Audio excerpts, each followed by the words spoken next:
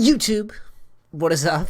It is Nisi. I got 100 games to Diamond, TF guide completed and ready to talk about on the YouTubes. Twisted Fate, he's just a cool guy. He looks kind of like the Marlboro Man. He's only got like, wow, he's only got like 3 cards in his deck. I guess he's just so cool, he only needs 3.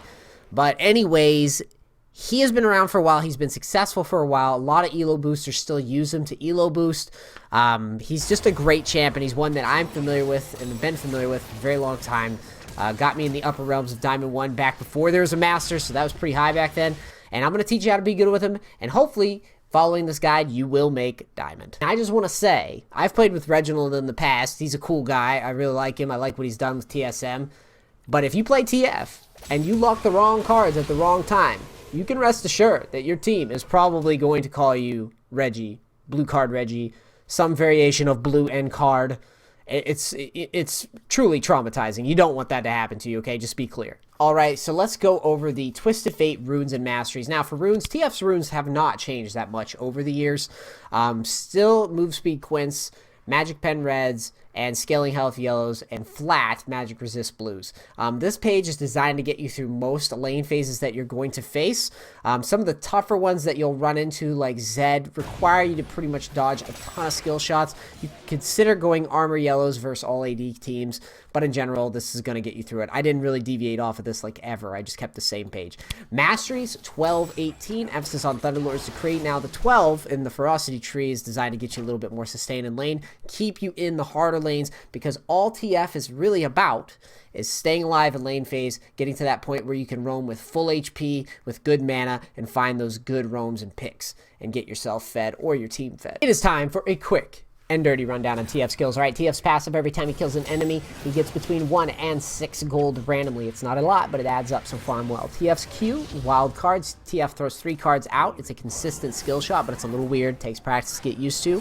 TF's W, press W. TF starts shuffling his 3 cards because he's so clever. He's got 3 cards. He's got his blue one, his red one, and his yellow one. Blue does the most damage, but it also gives you mana back, and it provides no CC. Red does the least damage, but it's an AoE slow, and it does AoE damage. His last card, yellow, is the one that you want to be locking the most. It's the one that stuns the target and sets up your team and you for extra damage, okay? Takes practice. You got to be calm, cool, and collected. Just remember, blue, red, yellow, blue, red, yellow. His E, stacked deck. Every 4th attack deals bonus damage. You'll see it around TF when it's ready for that 4th attack. And lastly, TF's ultimate, his R Destiny, allows you to see every enemy on the map, unless they have like a Banshee's Veil or something that cancels it out. You'll see every enemy on the map, and you'll be able to teleport about, it's like a half global. You'll be able to teleport pretty much wherever you want, and you'll be able to pick a card while you're doing it, allowing you to land on their head and drop that stun card and get them easy kills. And that is TF skills. Ooh, yeah, I got them 3 basic rules of Twisted Fate. All right, the first rule, and this one dates back to, I did this no BS TF guide way back in the day. Rule number 1, in lane, you're pretty much everyone's bitch. All right, so laning with TF is pretty easy. Just think that you are everyone's bitch in lane phase.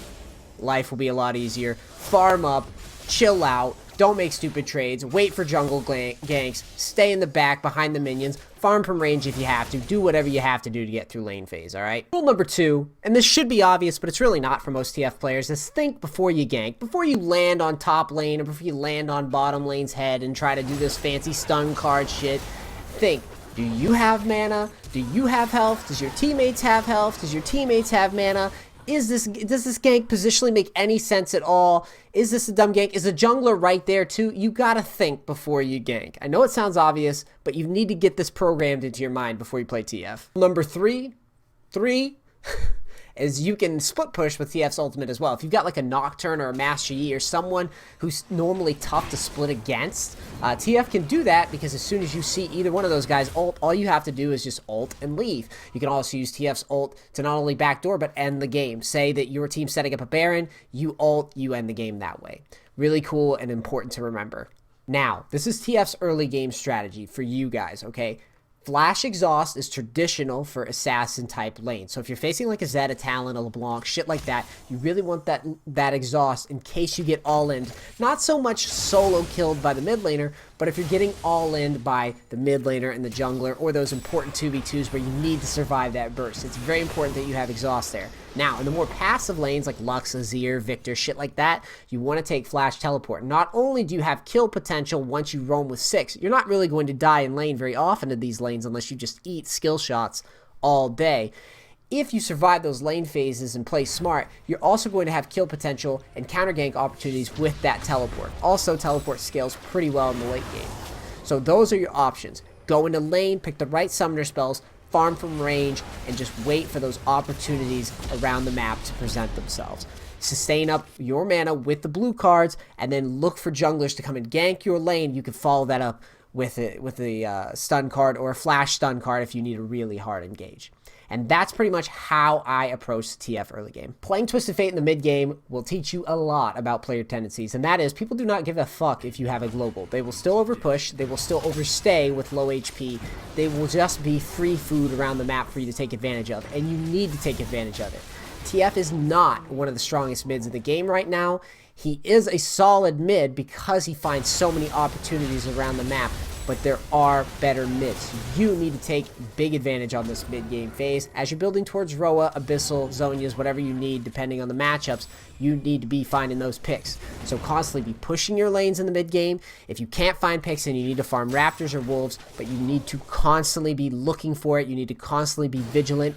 This is something to teach you about that map awareness, about that mental action per minute stat that you need to constantly be evolving in League of Legends. Before we move on to the late game, I need to remind you, look at them cards that he's holding. Look at that hat that TF's wearing. This is an arrogant, flamboyant man. And once you're in those mid-game team fight grouping phases, you need to be pulling that stun card and getting in there and finding opportunities. Push the boundaries of that zone.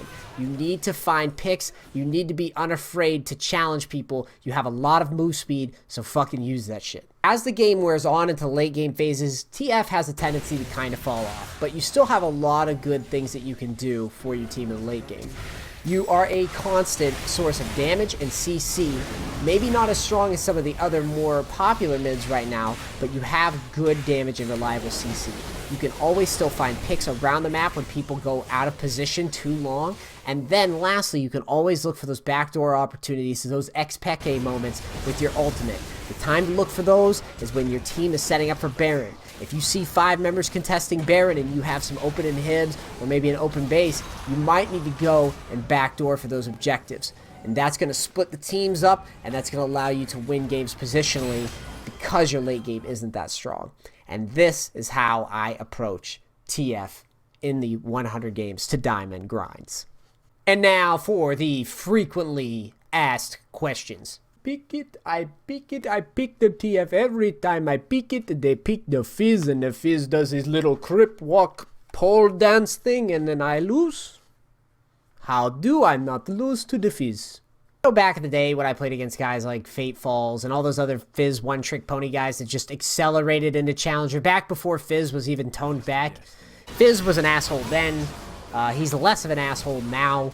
Traditionally, you want to pull the lane towards your side of the map, just outside of the turret. Dopa talked about this, and just kind of poke Fizz down with your cards while not pushing the lane. Traditionally, though, my advice, just ban the fucking fish, dude. It's too tough to deal with.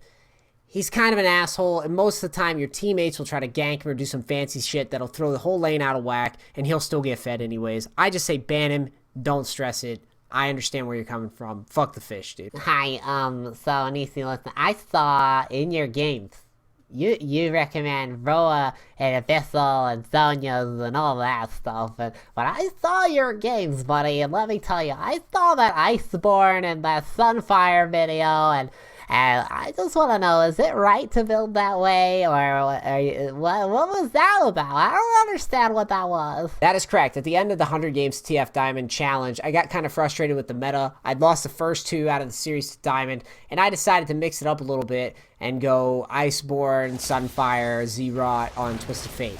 It worked. It technically worked in part because the build is so strong, but also in part because my teams were pretty good too. I was kind of dicking around in those games. It really isn't optimal to build that way on Twisted Fate. I could bitch at length about the meta, but the point is eventually those items will be toned back and the build that I recommended in this guide will be fine. I got to that point by building the normal way. There's really no reason for me to deviate other than just kind of trolling around on stream. Don't go crazy with Zerots and Frozen Fist. Just play normal as recommended in the guide. Alright guys, before I go today, I just want to say thank you for constantly sharing my content around on different websites, on different boards and forums and things like that, getting this content out there and keeping me motivated to keep doing it. I thank you so much.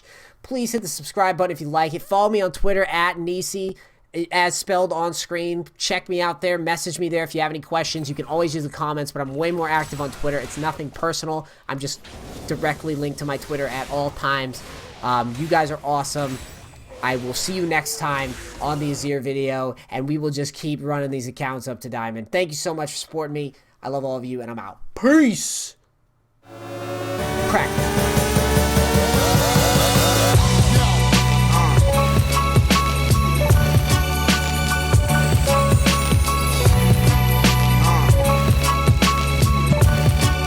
Fuck the fish, dude.